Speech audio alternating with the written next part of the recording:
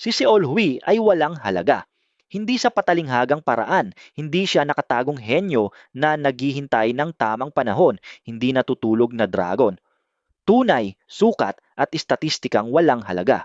Mababang ranggong scout sa The Heavenly Demon Sect, pinakailalim ng hierarchy, klase ng cultivator na ang pangalan ay lumalabas sa casualty report at walang nagtatanong, walang nag-iimbestiga, walang nalulungkot, line na item lamang, papalitan ng susunod na buwan na intake. At sa rutinaryong patrol sa kontestadong teritoryo, nakatagpo ng squad niya ang master mula sa Mount Wasek, taong napakalayo sa level nila. Kaya ang laban, kung matatawag mo iyong laban, ay tumagal lang ng ilang segundo. Namatay si Seol Hui. Mabilis, walang kapansin-pansin. Paraan ng pagkamatay ng insekto na napadpad sa maling silid at pagkatapos may screen na lumitaw. Hindi vision, hindi spiritual awakening. Literal na screen, lumulutang sa kawalan. May text na parang mula sa video game menu. Namatay ka na. Gusto mo bang mag-restart? Dalawang option, oo o hindi. Parang save point sa laro na walang nagsabi sa kanyang nilalaro niya.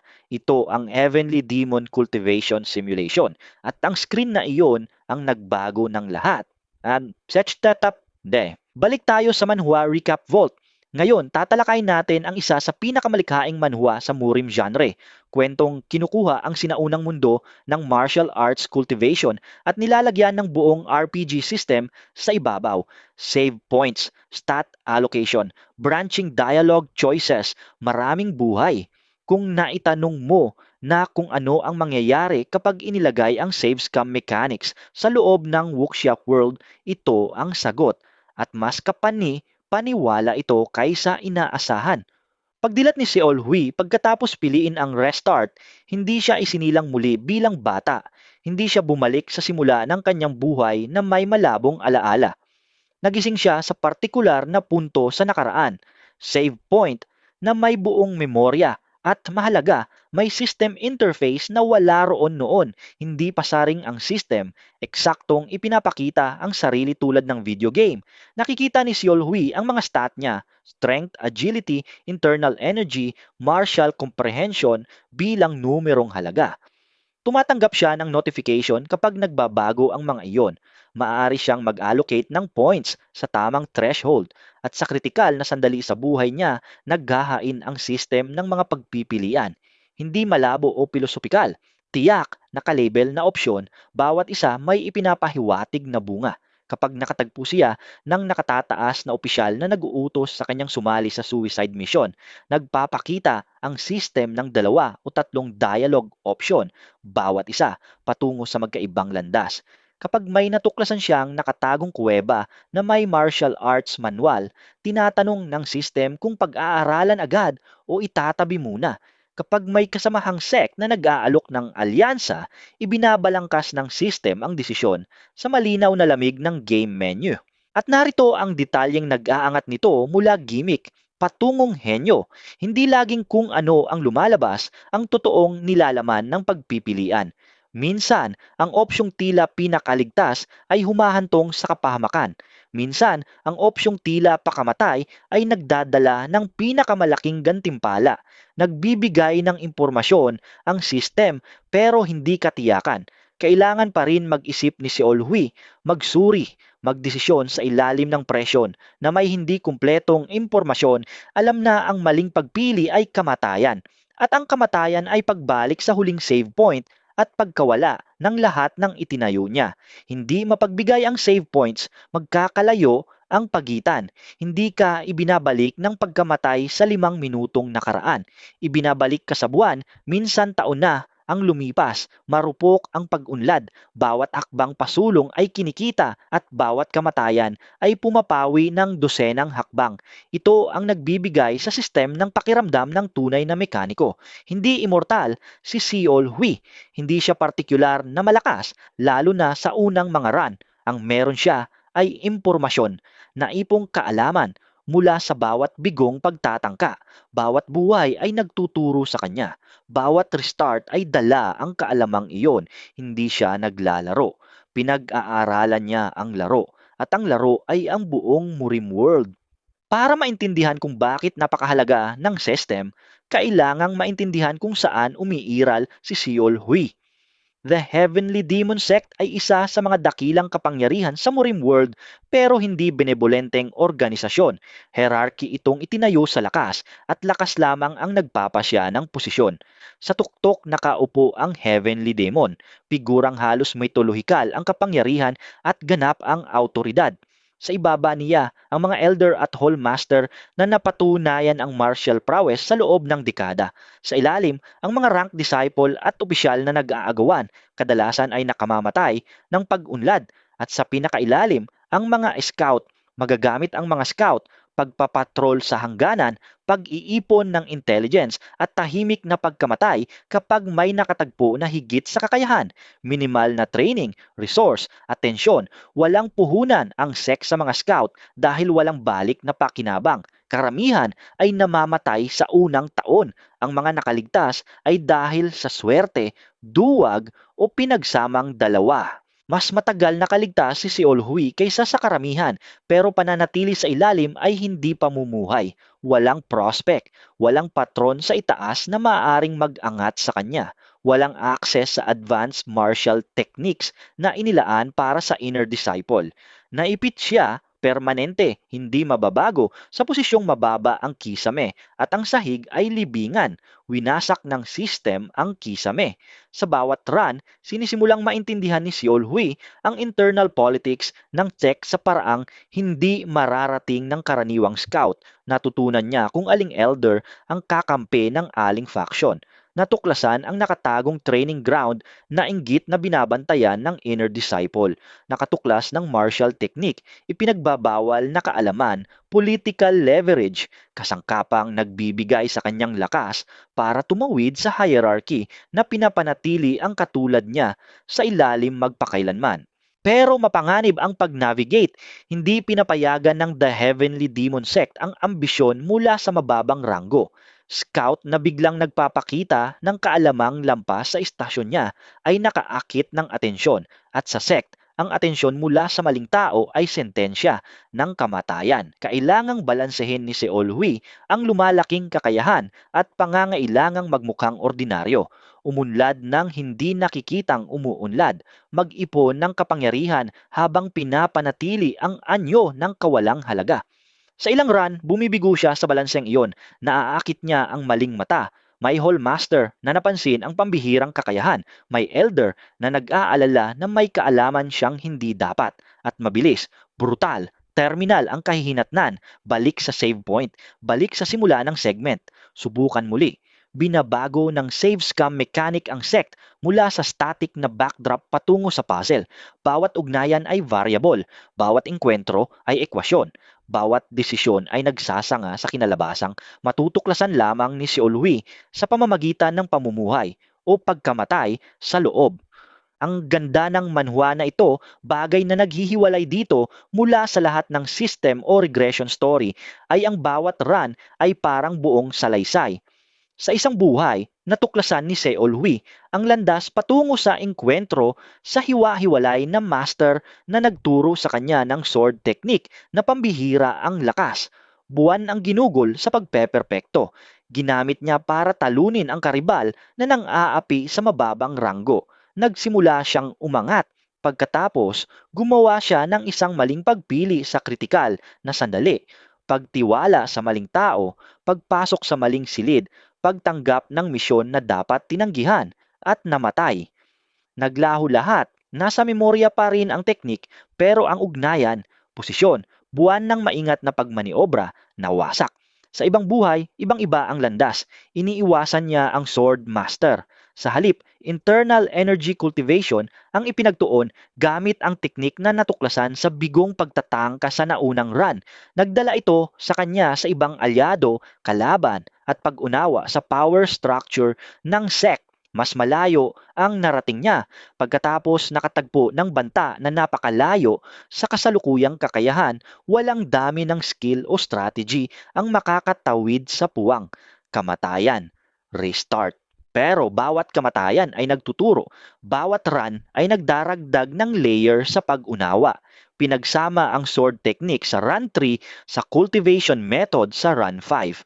Ang political knowledge sa run 7 ay gumagabay sa alliance building ng run 9. Hindi lang inuulit ni Xiaohui ang parehong laro, pinagsasama-sama niya ang kaalaman mula sa maraming buhay patungo sa pinagsanib na pag-unawa na walang nag-iisang buhay ang makakagawa. Pinapalakas ng branching dialogue choices. Ang ganda. Kapag may opsyon ang system, madalas hindi mahuhulaan ni Seol Hui kung saan hahantong. Pero pagkatapos ng maraming run, kinikilala niya ang pattern. Ilang uri ng pagpili ay humahantong sa ilang uri ng kalabasan. Marahas na sagot ay nagpapabilis ng komprontasyon. Diplomatikong sagot ay bumibili ng oras pero gumagawa ng obligasyon. Mapanlinlang na sagot ay nagbubukas ng nakatagong landas pero may pangmatagalang bunga. Natuto siyang basahin ang system tulad ng speedrunner, hindi lang naglalaro ng laman, kundi naiintindihan ang arkitektura sa ibaba. Aling pagpili ang bitag, aling shortcut, aling magkapareho ang itsura pero patungo sa magkaibang kinabukasan dahil sa variable na hindi ipinapakita ng system. At lumalaki ang stakes sa bawat matagumpay na run. Sa simula, lumalaban si Seol Hui para mabuhay sa ilalim ng sect. Sa kalagitnaan, tumatawid siya sa konflikto sa pagitan ng Hallmaster. Mamaya, sangkot na siya sa politikang nakapaligid sa Heavenly Demon, ganap na pinuno ng sect, figurang lalo nang nagiging sentro sa arkitektura ng kwento. May partikular na ganda sa paraan ng paghahawak ng manhwa, sa emosyonal na bigat ng paulit-ulit na pagkamatay. Sa karamihan ng kwento, namamatay ang protagonist ng isang beses at isinisilang muli, isang traumatikong pangyayari na sinundan ng pangalawang pagkakataon. Patuloy na namamatay si Seol Hui sa labanan, sa political miscalculation, sa pagtitiwala sa maling tao sa maling sandali, at bawat kamatayan kahit gaano kapakipakinabang ang impormasyong ibinibigay ay kamatayan pa rin. Hindi pinapawi ng klinikal na gusto mo bang mag-restart ang pisikal na sakit ng espada sa dibdib. Hindi pinapawi ang pagtataksil ng pagmamasid sa alyado na bumaliktad sa huling sandali. Hindi pinapawi ang tiyak, pribadong pagkawala ng pag-asang alam na buwan ng masusing trabaho ay nawasak ng isang pagkakamali. Dala-dala ni Seol Hui ang bawat kamatayan. Ire-reset ng sistem ang katawan pero hindi ang isipan. Naaalala niya ang bawat pagkabigo. At ang naipong bigat ng alaalang iyon, ang kaalaman kung ilang paraan ka mapapatay ng mundo ay humuhubog sa kanya sa paraang hindi kayang gawin ng dalisay na power progression. May tanong na ipinapakita ng manhwa na ito ng patago sa loob ng daan-daang kabanata nang hindi tahasang sinasabi ano ang mangyayari kapag ina-optimize mo ang buhay ng tao. Nagsisimula si Seol Hui bilang wala, mahina, walang kasanayan, walang halaga. Pero sa pamamagitan ng dosenang ulit, sa kamatayan pagkatapos ng kamatayan, naipon hindi lang ang kaalaman, kundi karunungan. Naiintindihan niya ang martial technique hindi bilang nakapirming anyo kundi pagpapahayag ng prinsipyo. Naiintindihan ang political alliance hindi bilang transaksyon kundi network ng motibasyon at leverage. Naiintindihan ang tao, takot, ambisyon, breaking point sa lalim na nagmumula lamang sa pagmamasid sa kanila sa maraming buhay. Ipinapakita ng stat allocation system ang paglagong ito sa konkretong termino. Umaakyat ang numero ni Seol Hui, lumalaki ang lakas, bumibilis ang galaw, lumalalim ang internal energy. Pero sintomas ang stat, hindi sanhi. Ang tunay na paglago ay nasa pagdedesisyon. Maagang Seol Hui ay nagdedesisyon sa takot at desperasyon. Gitnang Seol Hui ay nagdedesisyon sa naipong estratehiya. Huling Seol Hui ay nagdedesisyon sa kalmadong katiyakan ng nakakita na sa lahat ng posibleng kalabasan at pinili ang pinakamabuti. Nakapanlumo ang pagbabago. Lalaking namatay sa parehong palmada mula sa Mount Hua disciple ay nagsisimulang makipagsabayan sa elder. Scout na hindi makayanan, ang simpleng patrol ay nagsisimulang manipulahin ang political landscape ng isa sa mga dakilang kapangyarihan sa Murim World. Ang walang halaga ay nagiging sa pamamagitan ng dalisay na paulit-ulit na pagtitiyaga, taong napupukaw ang atensyon ng Heavenly Demon mismo. At dito tinatanong ng kwento ang pinakamakahulugan. Hindi lang malakas ang heavenly demon, mapagmasid, at disipulong umaakyat ng mabilis na masyado nang nalalaman na nagdedesisyon na may kaalamang sumusupil sa edad, disipulong iyon ay nagiging pagkawili. At pagkawili sa The Heavenly Demon Sect ay madalas na sinusundan ng interogasyon, tensyon sa pagitan ng paglago at pagkalantad, ang pangunahing konflikto ng huling arc.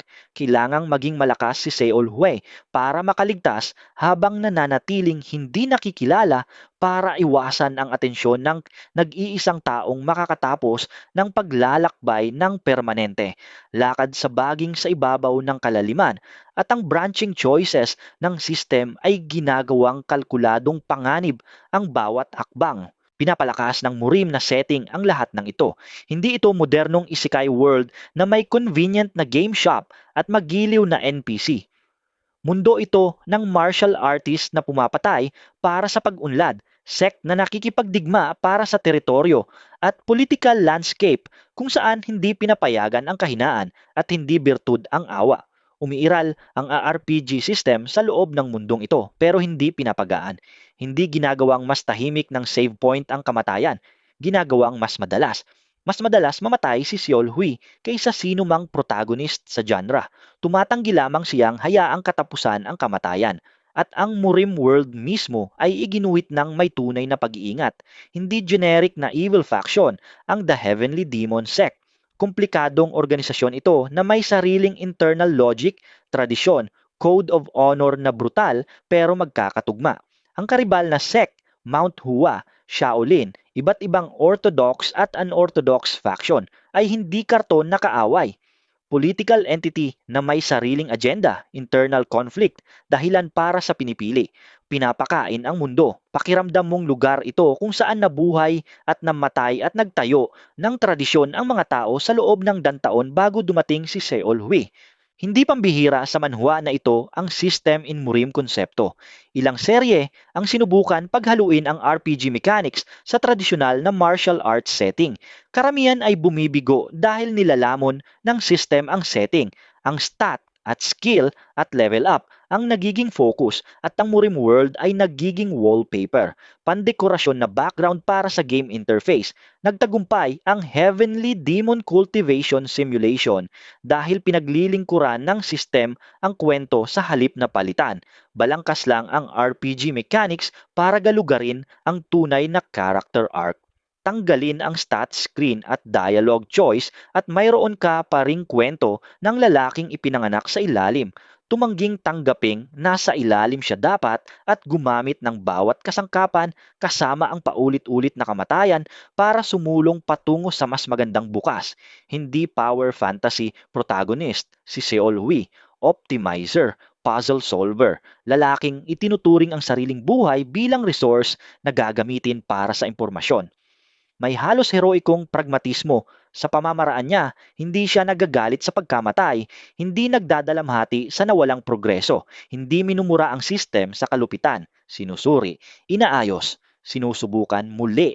Ang pagkakumpleto ng nobela sa 551 kabanata, 400 sa Part 1 at 151 sa Part 2, ay nagsasabing hindi ito premise na hinatak ng lampas sa kapasidad, premise na ginalugad ng masinsinan sa maraming arc at lumalaking stakes patungo sa konklusyong may oras buuin at isagawa. Ang manhwa adaptation, tumatakbo mula Enero 2022, ay napanatili ang pacing at strategic tension ng nobela habang nagdaragdag ng visual spectacle na masisimuno lamang ng teksto. Ang sulat ni Hyung Gyun Cho ay nagpapakita ng pambihirang pag-unawa sa game design principles na inilapat sa salaysay.